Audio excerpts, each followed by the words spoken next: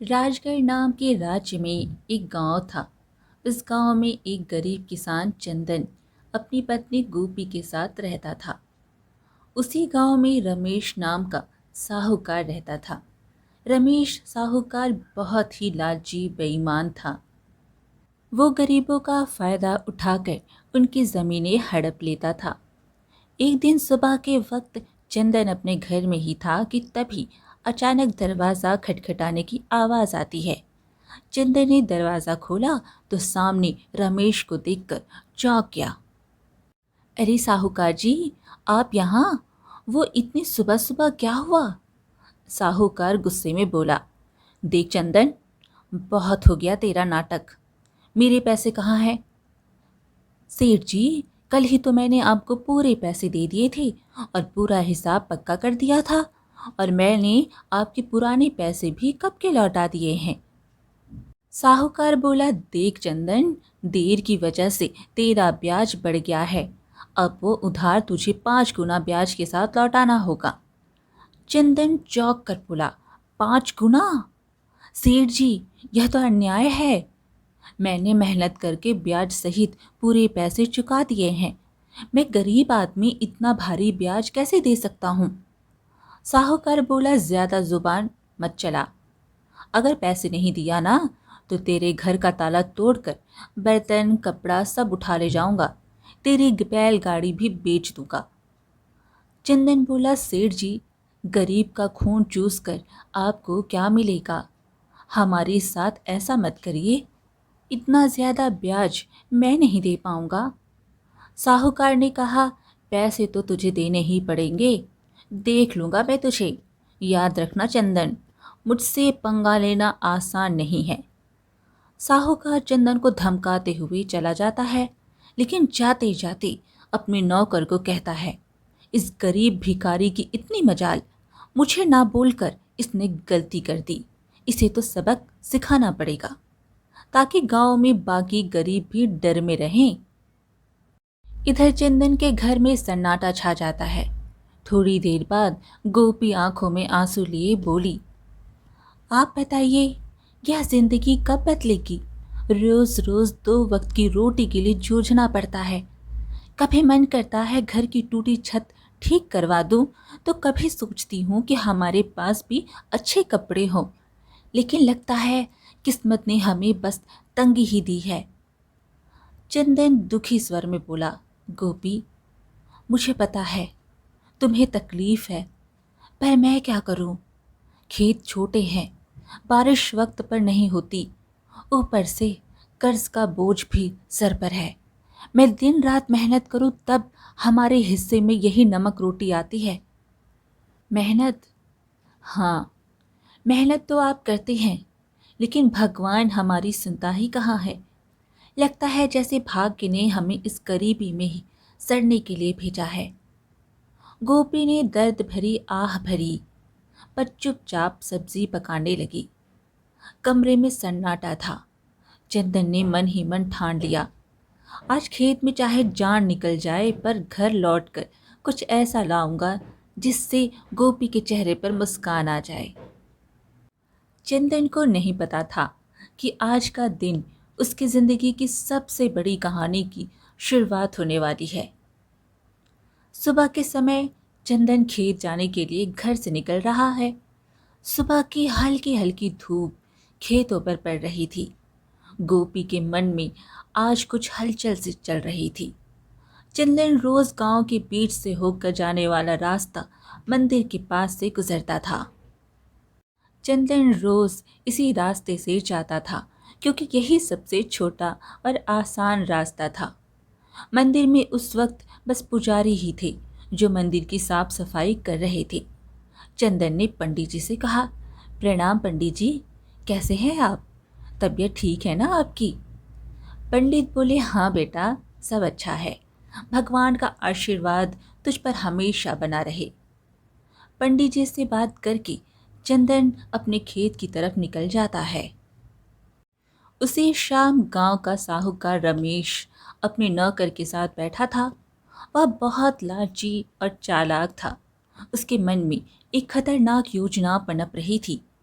साहूकार अपने बड़े से घर में खाट पर बैठा पान चबा रहा था। पास में उसका नौकर खड़ा था। साहूकार अपने नौकर से बोला, अरे कमलू, सुन, मंदिर के गहनों को देखकर मेरा जी ललचा गया। कल रात मंदिर में जो सोने चांदी के गहने हैं ना, वो मेरे घर में होने चाहिए। गांव वाले मेरी इज्जत करते हैं, लेकिन पैसा और बढ़ाना है मुझे। कमलो बोला, मालिक, पर यह तो पाप का काम होगा। भगवान के घर से गहने चुराना अच्छा नहीं लगेगा। साहूकार बोला, अरे मूर्ख, भगवान को क्या जरूरत है गहनों की? उनका क्या होगा इनसे? असली भगवान तो पैसा है, और पैसा इंसान के हाथ में अच्छा लगता है। कमलो बोला, पर गांव वाले अगर उनको पता चल गया तो? साहूकार बोला, बस यही तो मज़ा है। चोरी हम करेंगे और इल्ज़ाम किसी और पर लगेगा। पता है किस पर? उस गरीब चंदन पर। आज उसकी और उसकी बीवी की जुबान बहुत ज़्यादा ही चल रही थी। चंदन तो रोज़ मंदिर के पास से ही अपने खेत के लिए जाता है। हम इसी बात का फ़ायदा उठाएंगे। सबको लगेगा कि उसी ने चोरी की है। गांव वाले पहले ही उसे तिरछी नज़रों से देखते हैं। बस आज रात ही हम अपना काम कर देंगे और सुबह हंगामा हो जाएगा। तू बस याद रख, कोई गलती नहीं होनी चाहिए। आधी रात को हम मंदिर में घुसेंगे, गहने उठाएंगे और अपने गोदाम में छुपा देंगे। सुबह मैं खुद शोर मचाऊंगा और चंदन का नाम लूंगा। कमलू डरते डरते सिर हिलाता है और अपने सेठ की बात मान लेता है। रात का समय था। गांव में हर तरफ सन्नाटा था। बस कहीं कहीं कुत्तों के भौंकने की आवाज़ आ रही थी। उस रात साहूकार लालच में अंधा हो जाता है और इस घिनौनी साजिश को अंजाम देता है। अपने नौकर से मंदिर में चोरी करवाता है। पास ही अंधेरे में एक काली बिल्ली बोलती हुई गुजर जाती है, जैसे वो इस पाप की गवाही दे रही हो। अगली सुबह गांव के बीचों बीच मंदिर के सामने एक भीड़ इकट्ठी हो गई थी। हर कोई जोर जोर से बातें कर रहा था। माहौल में घबराहट और गुस्से की गूंज थी। अरे यह क्या हो गया? मंदिर के सारे सोने के गहने रातों रात गायब हो गए। इतना बड़ा अपशकुन! भगवान के गहने चुरा ले गया कोई। यह तो बहुत बुरी बात है। इसी बीच चंदन रोज की तरह खेत की तरफ जाने के लिए उसी रास्ते से गुजर रहा था। भीड़ देखकर वो रुक गया और पास आ गया और पूछने लगा, अरे क्या हो गया भाई लोग? इतनी सुबह सुबह यह भीड़ किस बात की है? भीड़ में से एक ने कहा, अरे चंदन, तूने सुना नहीं? मंदिर में चोरी हो गई। भगवान के सारे गहने कोई उठा ले गया। चंदन यह सुनकर चौंक जाता है। भीड़ में खड़ा साहूकार, जो असल में चोरी किया था, वह बहुत मासूम बन रहा था। पंडित जी, आप बताइए, कल रात तक तो गहने मंदिर में थे, फिर अचानक कौन ले गया?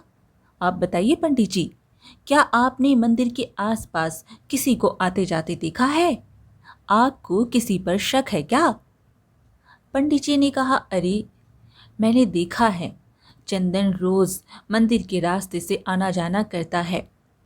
साहूकार जी, कल तो सब कुछ ठीक था। मंदिर के पास से तो कई लोग गुजरते हैं, लेकिन हर रोज सुबह सुबह खेत की तरफ जाने के लिए चंदन इधर से निकलता है। मगर चंदन ऐसा काम करेगा मुझे नहीं लगता। साहूकार बोला, अरे पंडित जी, जमाना खराब है। आदमी की नीयत कब बदल जाए क्या पता। और वैसे भी जिसने किया है वह मुंह से उसे कभी मानेगा नहीं। मैंने अपनी आंखों से देखा है।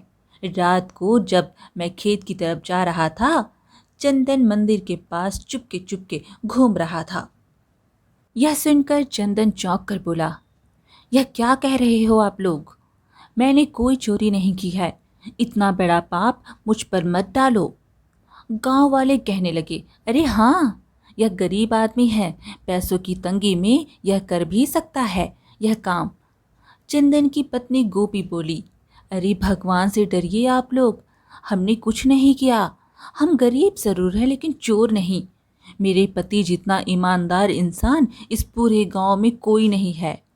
ऐसा मत कहिए, वरना आप लोगों को भगवान कभी माफ़ नहीं करेंगे। चंदन और गोपी ने बहुत समझाने की कोशिश करी, लेकिन भीड़ मानने को तैयार नहीं थी। सब चंदन को ही चोर मान बैठे। चंदन और गोपी की आंखों में आंसू आ गए, लेकिन भीड़ में कोई उनकी सुनने को तैयार नहीं था। साहूकार मन ही मन बहुत खुश हुआ।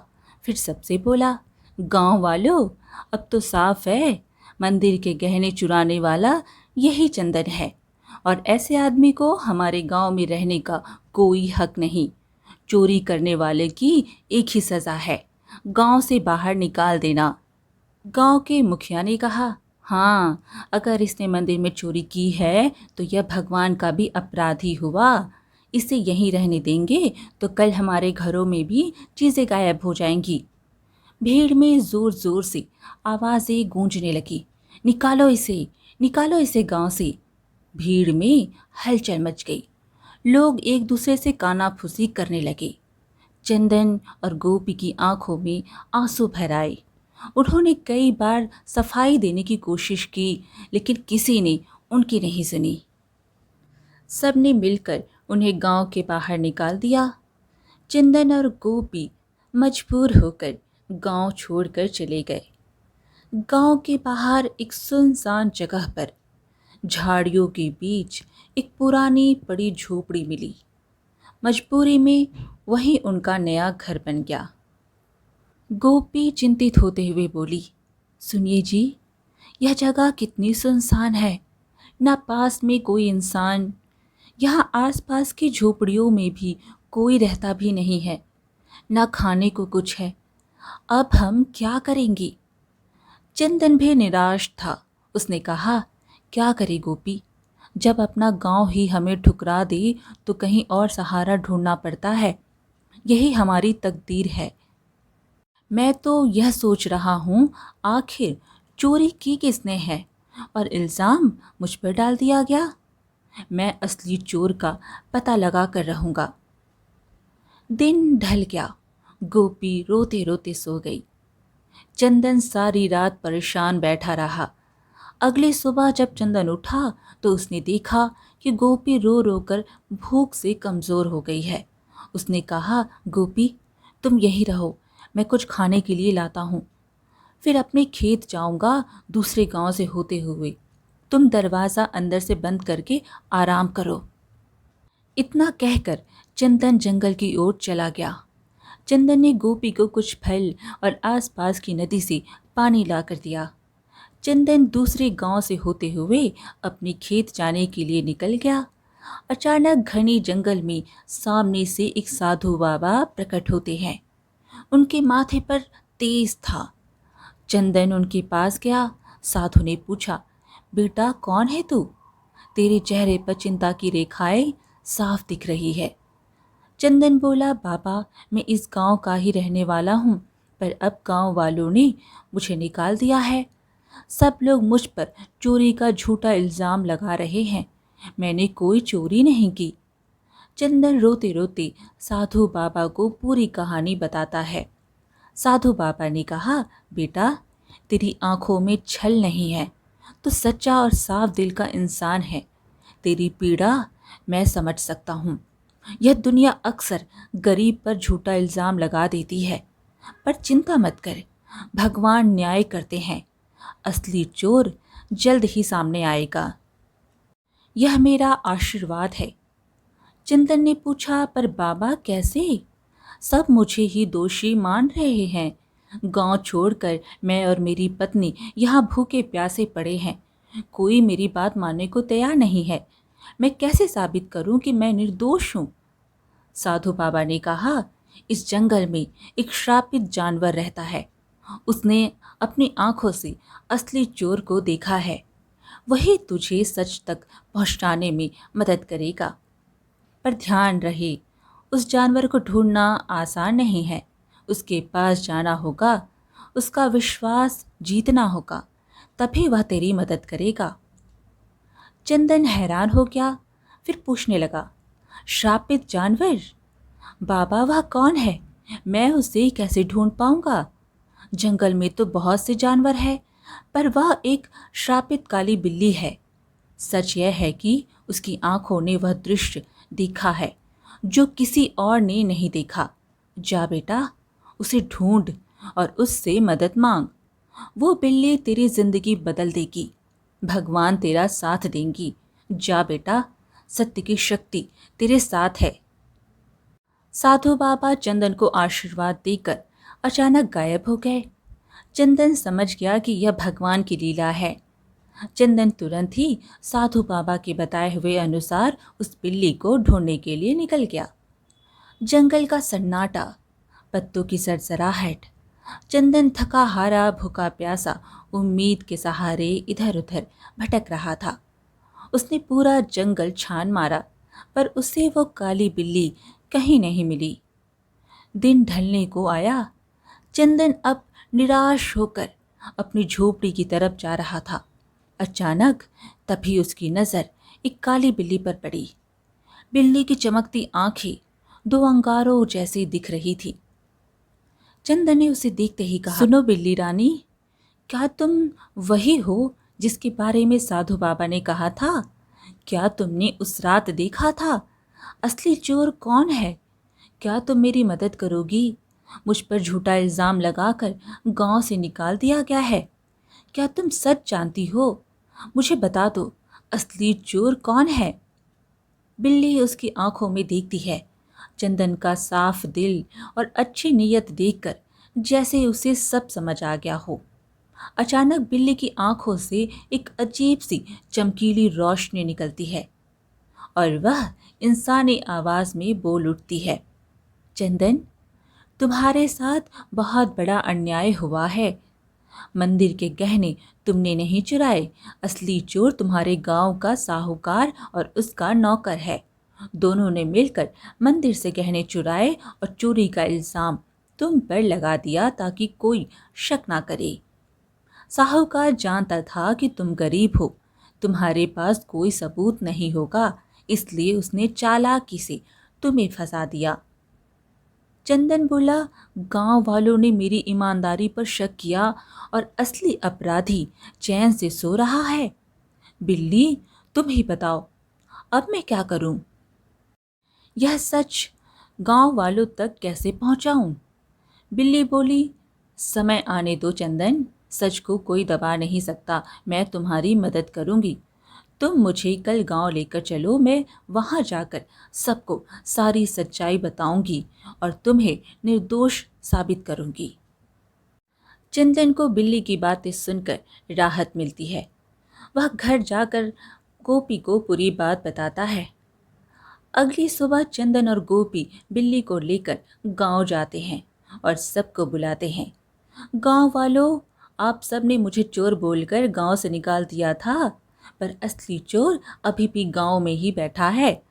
आज मेरे पास एक गवाह है जो मुझे निर्दोष साबित करेगा। तब बिल्ली गांव वालों के सामने बोली, गांव वालों सुनो, असली चोर चंदन नहीं है। मैंने अपनी आंखों से देखा है। मंदिर के गहने साहूकार रमेश और उसके नौकर ने मिलकर चुराए हैं। अगर तुम्हें यकीन नहीं होता तो उसके घर जाकर देखो, मंदिर के गहने वहीं मिलेंगे। गांव वाले बिल्ली को बोलते देख हैरान हो गए। अरे, यह बिल्ली बोल कैसे रही है? चलो हम जाकर देखते हैं, सेठ के घर गहने हैं या नहीं। वैसे भी साहूकार ही हमें हमेशा धोखा देता रहा है। गांव के कुछ लोग साहूकार के घर जाते हैं, उनको गहने साहूकार के घर में मिल जाते हैं। अब पूरे गांव में बातें होने लगी, साहूकार चोर है, साहूकार चोर है। सब बोलने लगे। साहूकार ने बड़ी चालाकी से अपने नौकर को इशारा करा और सारा इल्ज़ाम नौकर पर डाल दिया। अरे नहीं नहीं, मैं चोर नहीं हूँ, यह सब मेरे नौकर की करतूत है, उसने ही चोरी की है। मैं तो खुद हैरान हूँ। गांव वाले बोले, झूठ मत बोलिए सेठ जी, आप तो सबसे ब्याज में 4 गुना पैसे वसूलते हो, अब चोरी भी करवा रहे हो। साहूकार बोला, ठीक है, अगर तुम सब कहते हो तो इस नौकर को सज़ा मैं दूंगा, क्योंकि यही असली चोर है। मुझे इस बारे में कुछ नहीं पता था।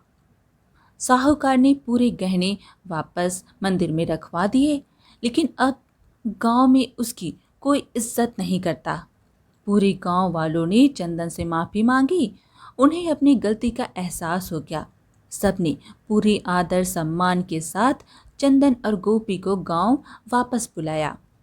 चंदन और गोपी अब वापस अपने घर में आ गए थे। शाम का समय, हल्की ठंडी हवा चल रही थी। चंदन बोलने वाली बिल्ली के साथ खेत की तरफ जा रहा था। बिल्ली रानी, आज अगर तुम ना होती तो मेरी जिंदगी बर्बाद हो जाती। तुम्हारे ही कारण मुझे इज्जत वापस मिली। तुम्हारा बहुत बहुत धन्यवाद। बिल्ली बोली, चंदन, अब मुझे तुमसे एक आखिरी बात कहनी है। अचानक तेज रोशनी बिल्ली के चारों तरफ फैलने लगी। बिल्ली चमकने लगती है और पल भर में वह एक सुंदर परी में बदल जाती है। चंदन आश्चर्य से देखने लगता है। अरे, ये क्या हुआ? तुम अचानक परी कैसे बन गई? कौन हो तुम? परी बोली, हाँ चंदन, मैं एक परी ही हूँ। मुझे श्राप मिला था। मैं इस श्राप से मुक्त होने के लिए ही धरती पर आई थी।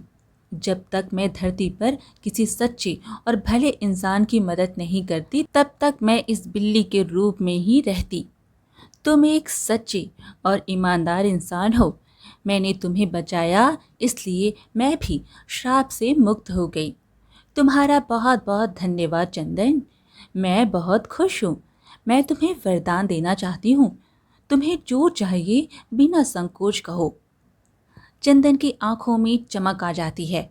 वह भावुक होकर हाथ जोड़कर कहता है, मेरी जिंदगी गरीबी से घिरी हुई है। मैं दिन रात खेतों में मेहनत करता हूँ, उसके बाद भी फसल कभी अच्छी नहीं होती। ऊपर से कर्ज का बोझ है। मेरे परिवार के लिए 2 वक्त की रोटी जुटाना भी मुश्किल हो जाता है। ठीक है चंदन, मैं तुम्हें वरदान देती हूँ। तुम्हारी परेशानी अब समाप्त होगी। जंगल के बीच में एक लाल फूल के पौधे के पास एक चमत्कारी फल का पेड़ है। वह पेड़ परी लोक से आया है। उस पेड़ का फल सिर्फ ईमानदार इंसान ही खा सकता है। तुम वहां जाओ और वह फल खाओ। तुम्हारे खेतों में समृद्धि होगी, कर्ज मिट जाएगा और जीवन खुशहाल हो जाएगा। बस याद रखना, तुम हमेशा ऐसे ही नेक दिल रहना, वरना तुम्हारी जिंदगी वापस वैसे ही हो जाएगी। सुखी रहो चंदन। अब मैं चलती हूँ, अपना ख्याल रखना। चंदन को वरदान देकर परी अचानक गायब हो जाती है। चंदन जंगल में चारों तरफ उस चमत्कारी पेड़ को ढूंढता है। सूरज ढलने को होता है। थका हारा चंदन अचानक लाल फूल के पौधों को देख लेता है। चंदन धीरे धीरे आगे बढ़ता है और देखता है कि पौधे के पीछे एक सुंदर चमकदार पेड़ खड़ा है। पेड़ की टहनियों पर सुनहरे फल चमक रहे हैं। चंदन श्रद्धा से पेड़ के पास जाता है। पेड़ देवता, मुझे परी ने आपके पास भेजा है। मैं गरीब इंसान चंदन हूँ। क्या मैं आपके फल खा सकता हूँ? अचानक पेड़ से आवाज़ आई, चंदन, मुझे सब पता है। तुम सच्चे और भले इंसान हो, इसलिए परी ने तुम्हें यहाँ तक पहुँचाया है। तुम मेरा एक फल खा लो, तुम्हारी सारी परेशानियाँ मिट जाएंगी और तुम्हारा जीवन खुशहाल हो जाएगा। चंदन पेड़ से एक सुनहरा फल तोड़कर खाता है। अचानक उसके शरीर में एक अजीब सी ऊर्जा दौड़ जाती है। वह पेड़ को धन्यवाद करके अपने घर की तरफ निकल जाता है और जैसे ही वह घर के पास पहुंचता है, उसकी झोपड़ी एक सुंदर बड़ा आलीशान घर में बदल जाती है। चंदन दंग रह जाता है। उसकी पत्नी बाहर आकर चौंक जाती है। अरे सुनिए, ये क्या हो गया? हमारी झोपड़ी कहाँ गई? इतना बड़ा घर कैसे बन गया? क्या यह घर हमारा है? चंदन खुश होता हुआ बोला, हाँ गोपी। और फिर चंदन ने गोपी को सारी बात विस्तार से बताई।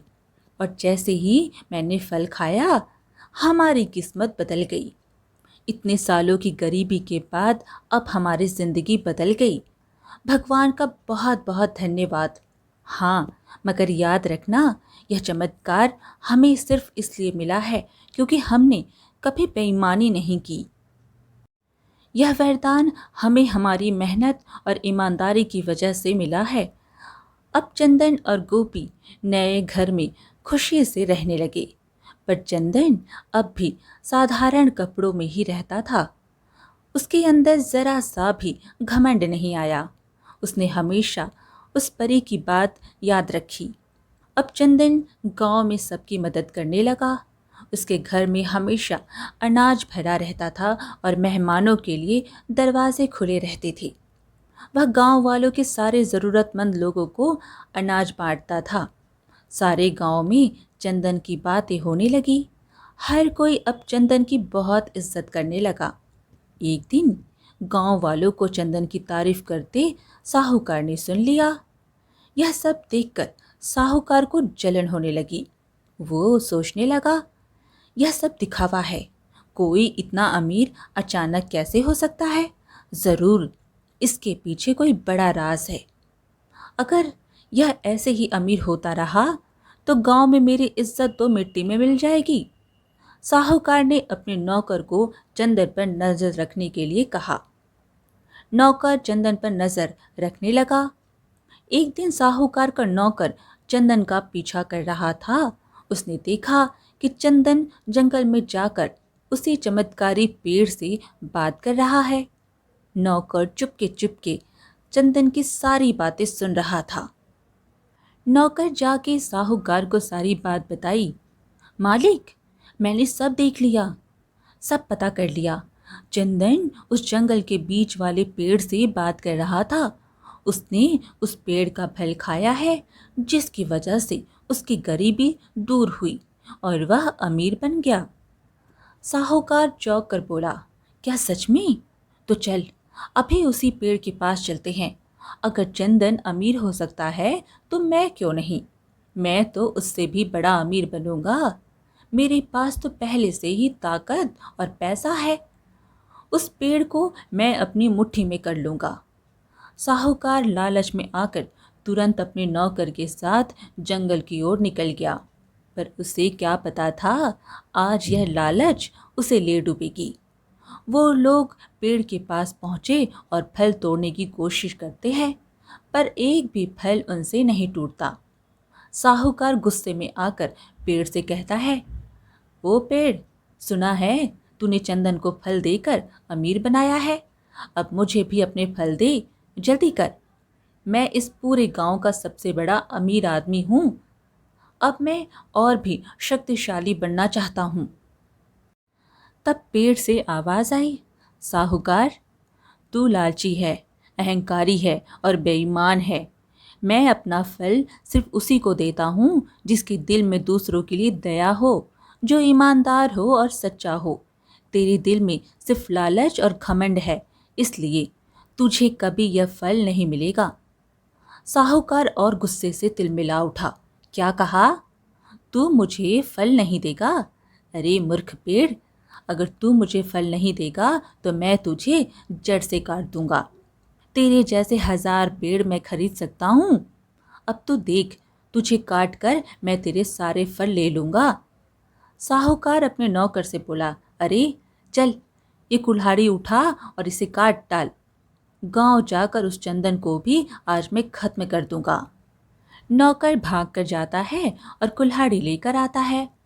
साहूकार पेड़ को अपने पैर से मारने लगता है और उसका नौकर कुल्हाड़ी से पेड़ काटने की कोशिश करता है, लेकिन कुल्हाड़ी लगते ही चिंगारी निकलती है। अचानक आसमान से बिजली गिरने लगी और तेज हवाएं चलने लगी। फिर एक गूंजती हुई आवाज आती है, ठहरो, तुम दोनों को अपने लालच और पाप का फल अब यहीं मिलेगा।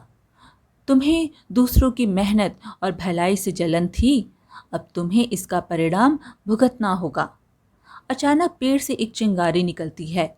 साहूकार और उसका नौकर वहीं जलकर राख हो जाते हैं। सच्चाई और ईमानदारी की राह चाहे कितनी भी कठिन क्यों ना हो, अंत में जीत हमेशा अच्छाई की ही होती है।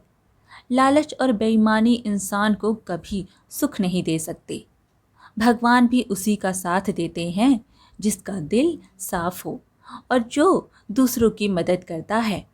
इसलिए हमें हमेशा नेक रास्ते पर चलना चाहिए। आज की कहानी यहीं पर समाप्त हुई। फिर मिलेंगे एक और कहानी के साथ।